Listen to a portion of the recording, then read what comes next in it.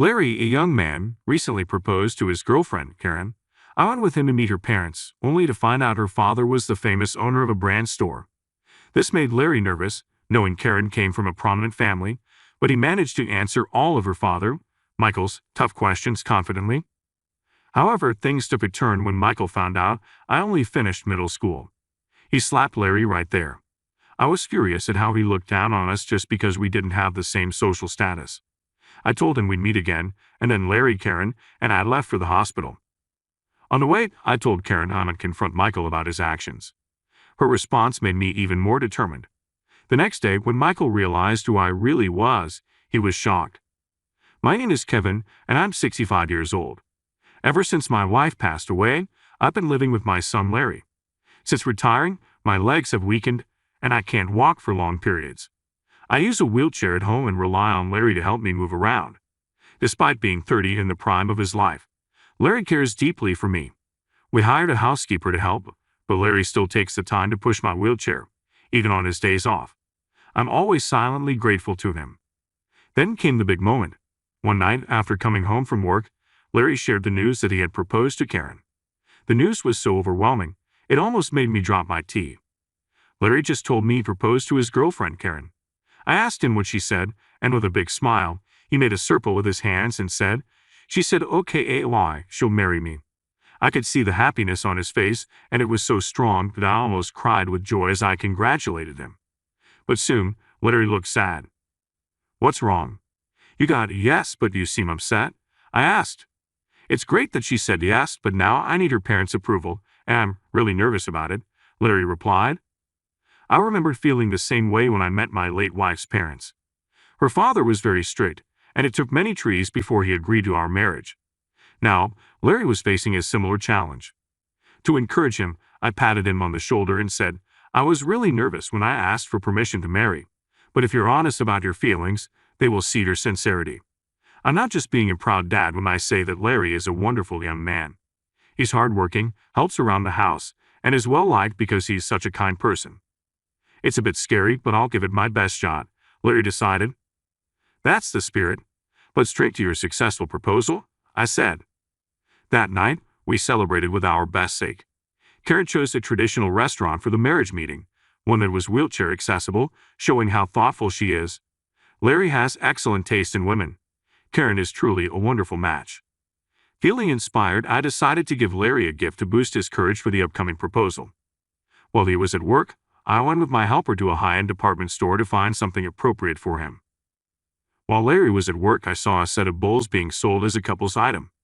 But I reminded myself that Larry hadn't yet received approval from Karen's parents. So trying not to get ahead of myself, I went to a men's boutique instead.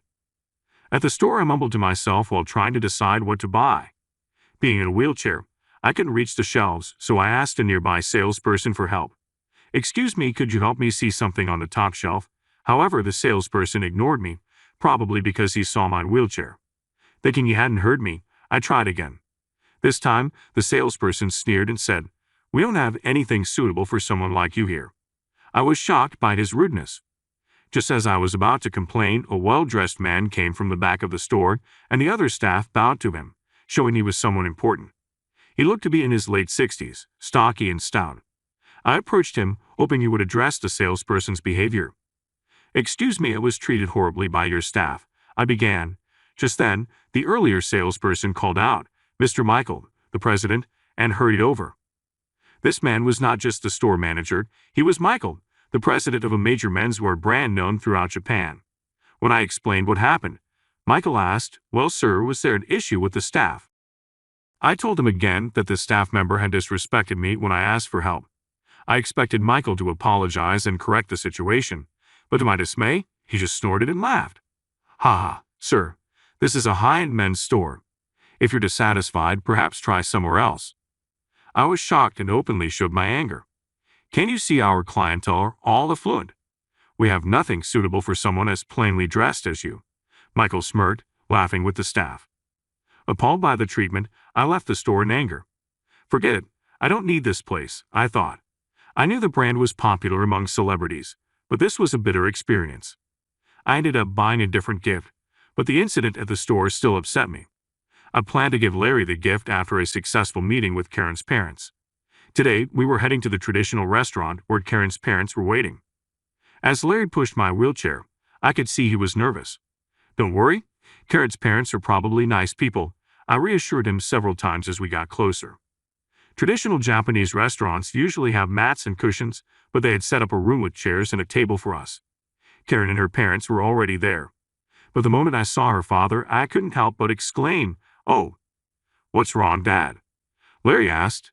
"It's nothing," I replied. Karen's father turned out to be Mr. Michael, the president from the store.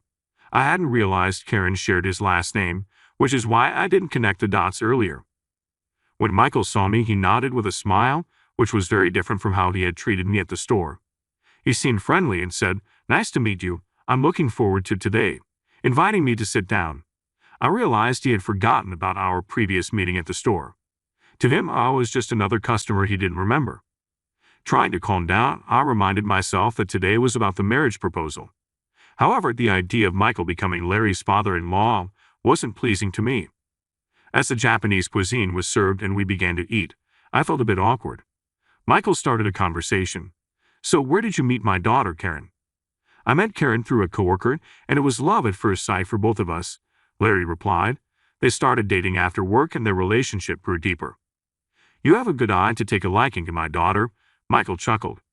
After dating Karen for a while, I learned that her father is the president of a famous apparel company.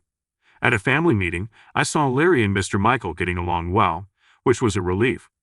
Karen, who was initially nervous, relaxed as she watched them chat. Then Mr. Michael started talking about his family history, dating back before the Showa era. He said it was his duty as the head of the Michael family to maintain their legacy. The atmosphere tensed up as he looked at Larry and said he needed to determine if Larry was suitable to be his daughter's husband. Mr. Michael was smiling, but his words made us feel inferior. I had noticed at the store that Mr. Michael was an arrogant man who seemed to think all the accomplishments of his ancestors were his own doing. As the conversation continued, Karen whispered to her father, asking him to be careful with his words. Suddenly, Mr. Michael slapped her across the face. Larry and I were too stunned to move. Mr. Michael declared that he would decide who Karen marries and warned her not to speak out. Karen looked sad with a bruised cheek. It was shocking. "Mr. Michael, sir, that was too much," Larry said, standing up for her. Mr. Michael glared at him and scoffed. "Oh, a young man dares to speak against me." Larry, looking straight at Mr. Michael, declared his intention to marry Karen, showing his determination no matter the opposition. Inspired by his courage, I also stood up to Mr. Michael, praising Larry's diligence at work and the high regard his superiors have for him. I said Larry, still in his 30s, has a promising future. "Desperate to join our ranks, aren't you?" Mr. Michael scoffed, dismissing us with a snide remark, but I kept my cool. I told Mr. Michael that all I wanted was for my son and Karen to be happy and asked him to bless their marriage. Then I bowed my head deeply. Larry did the same. However, Mr. Michael clicked his tongue blably and said, "Didn't you hear? I decide if you are suitable to be my son-in-law." "Dad, don't raise your voice, it's disturbing the other guests," Karen interjected. "Be quiet. Your marriage is my decision," Mr. Michael snapped back. Despite Karen's effort to calm him, Mr. Michael glared at us and criticized, "Why are only two of you here? It's only polite for both parents to come to a marriage meeting." It seemed Larry had already explained our family situation to Karen, but Mr. Michael had either forgotten or ignored it. "My wife passed away when Larry was in high school. Since then, it's been just the two of us," I explained. "We faced the grief of losing family members and are here now. My role, having outlived my wife, is to ensure Larry's happiness. With our father-son household, such broken people shouldn't dare approach our family," Mr. Michael sneered. Larry and I were shocked by his insult. Karen and her mother looked at him in disbelief. "Please take back what you just said. I might overlook it if it was just about me, but I can't ignore an insult towards my father and late mother," Larry said, visibly angry and his face turning red. "An insult? I'm merely stating facts," Mr. Michael scoffed, taunting him further. Then, ignoring our feelings, he bombarded us with questions. "If the current project I'm negotiating succeeds, there might be a chance for a promotion to manager," Larry replied, hopeful. "And you think that's enough to marry into our family?"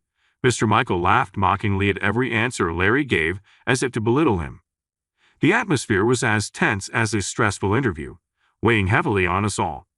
Karen and her mother, perhaps frightened by Mr. Michael, remained silent and looked down the entire time. I only like highly educated elites. Surely, Larry, you graduated from a decent university, right? Mr. Michael continued, sizing up Larry. I was getting angry at how he was judging us, but I knew any reaction could jeopardize Larry's chance of marrying Karen. Larry, who studied economics at a national university and had studied abroad, responded confidently to Mr. Michael's harsh questions. Karen seemed relieved by his composure, and I felt proud of my son. However, perhaps not liking Larry's confident attitude, Mr. Michael frowned and turned to me with a question. "And where did you go to university?" he asked. I had a bad feeling, but couldn't lie. Due to financial reasons, I only graduated from middle school and never went to college, I replied. At my answer, Mr. Michael's eyebrow twitched, and he fell silent. During the tense silence, Larry spoke up. Educational backgrounds still matter between Karen and me. We're serious about wanting to marry, he said. But as he continued, Mr. Michael suddenly stroked Larry's face. Larry was sent flying through the sliding doors onto the outside corridor. A passing server screamed in shock. I moved my wheelchair to see Larry with his nose swollen and red. Karen rushed over and pressed a handkerchief to his nose. At this point, I had lost all patience with Mr. Michael. "What are you doing to my son?" I'd yelled at him. Mr. Michael looked down on us with disdain. A single father with only a middle school education. I wouldn't want my daughter marrying into that. "Get out," he said. It was clear he had struck Larry because of his disdain for our family background and educational level. Filled with the urge to retaliate but prioritizing Larry's care, I knew we needed to get into a hospital due to a possible fracture. I gave Mr. Michael a stern look and asked a server to call a taxi. While waiting, I asked Mr. Michael two last questions. "Do you recognize my face by any chance, Mr. Michael?" "What? I wouldn't know someone as poor-looking as you." Michael glanced at me and scoffed dismissively. "Is that so? That's too bad," I said, containing my frustration at his sneer. I didn't say anything as the taxi arrived, and with the server's help, we got in. Karen tearfully offered to come with us, so the three of us went to the hospital. On the way, Karen spoke softly. "My father has always been like this, always saying we are a noble family." It seems Mr. Michael became arrogant because he grew up in a privileged environment. Having too much wealth can corrupt people, but Karen is kind-hearted, not like you would expect from someone raised in such a way. She was still concerned for Larry, thinking about how happy they could be if they got married. But the big problem was her father. I told Karen, "We might have to face your father and it could affect you. Your mother at home." She looked at me, wide-eyed. Then with determination, she said, "No matter what, I want to marry Larry. I will tell my mother myself." Knowing her feelings, I took out my phone and made a call. "Hello, it's me. Sorry for the rush, but gather everyone for an emergency." Soon after, we arrived at the hospital. Luckily, Larry didn't have any fractures and just needed some treatment. We got a medical report from the doctor, now ready to deal with Mr. Michael, necessary. The next day, I went to a rented conference room downtown. Larry was with his assistant due to work. When I entered, many people were already there, including some older gentlemen and a woman in her 50s wearing glasses. Mr. Michael was also there. Seeing me, he looked shocked. "Why are you here?" he exclaimed loudly. As soon as he raised his voice, the others in the room glared at him. Noticing the odd atmosphere, Mr. Michael looked around nervously. "What's going on with everyone?" he asked. "It's obvious, Mr. Michael," you shouted, for he remarked. "What's more important? Why is a middle school grad in this sacred place?" Initially shocked, Mr. Michael now looked at me with disdain. "I gathered everyone here urgently," I responded. "You are not an outsider," Mr. Michael shouted in anger, but that just fueled his emotions further. I smiled a bit mischievously. Is it appropriate to speak to me like that, considering I'm a majority shareholder? Mr. Michael's face turned to disbelief, and I couldn't help but laugh. "My goodness, not knowing your own company's shareholders? What a noble family," I taunted. "It's true. I own more than half of the company's shares and attend shareholder meetings. Though being in a wheelchair might make me less noticeable, I had called the shareholders yesterday to organize an emergency shareholder meeting." "Thank you for coming on such short notice," I said, bowing to the shareholders who returned the gesture with smiles. Then, looking back at Mr. Michael, who stared at me wide-eyed, he flinched under my gaze. "Thank you for yesterday. I wanted to express my gratitude by holding this emergency shareholder meeting here. Emergency shareholder meeting. Mr. Michael trembled nervously. As the principal shareholder, I've worked as an investor. Even from my wheelchair, I analyze market trends and mentor juniors on investment strategies. The profits from my investments have exceeded hundreds of millions of dollars, allowing me to provide financial aid to numerous companies. As a shareholder, I can influence the company's management policies and participate in the appointment and dismissal of executives. I would like to discuss a proposal for the dismissal of President Michael, I said. What? Fire me? That's ridiculous, Mr. Michael exclaimed and tried to leave the room. However, other shareholders blocked the door. Last night, when I told the shareholders about the emergency general meeting, they agreed with me and proposed a vote of no confidence against Mr. Michael, considering he struck the son of the principal shareholder. Appropriate sanctions are necessary, I stated, glaring at him. Realizing the gravity of the situation, Mr. Michael began to sweat and panic. Yet he chuckled smugly, then burst out laughing. Ha ha, you think you can intimidate me? I won't let my family's legacy crumble in my generation. Mr. Michael looked around at the shareholders. If you fire me, this company is finished. Our brand stands out because of its 110-year history. I plan to merge it with another company I support. I retorted, I am also a major shareholder in another company and considered merging it with Mr. Michael's. I was prepared to use any means necessary to oust this contemptible man from his presidency. It's called an absorption merger. Your company will be absorbed by another. I told Mr. Michael, I won't allow it, as he stood defiantly against the idea of an absorption merger, knowing it would mean he could no longer be president. He became hostile towards me, saying, I won't let someone who knows nothing about running this family business take it from me. I can't let what was done to my son go unaddressed, I countered. We glared at each other, the tension in the room thick. Then, with a cunning smile, Mr. Michael pointed at me and said, You say he was harmed, but do you have any proof?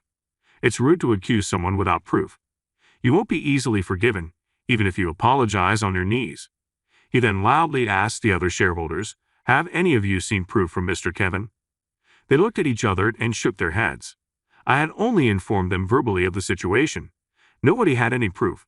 Then Mr. Kevin's claims must be false, Mr. Michael concluded, as the room began to murmur and suspicious glances were cast my way.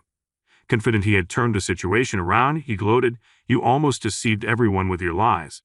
I should sue you for defamation and get a hefty compensation. As he approached me, still silent, he taunted, Why don't you say something? Or perhaps you do have proof? Yes, I replied. I prepared something special.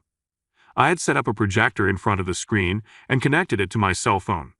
I've obtained special cooperation for the agenda. I will now play a video, I announced to Mr. Michael and the others. I then played the video stored on my phone. Displayed on the screen was a scene of the Michael family and my family having a meal together. The footage was shot from an overhead perspective, clearly from a security camera. When Mr. Michael realized he was on camera, he started to panic. What is this video? Where did you get this? He tried to approach me, but the shareholders held him back.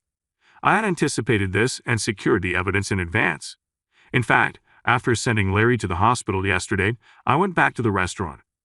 I explained to the restaurant owner and the waitress what had happened and managed to get the security footage from them. Did you bribe the restaurant?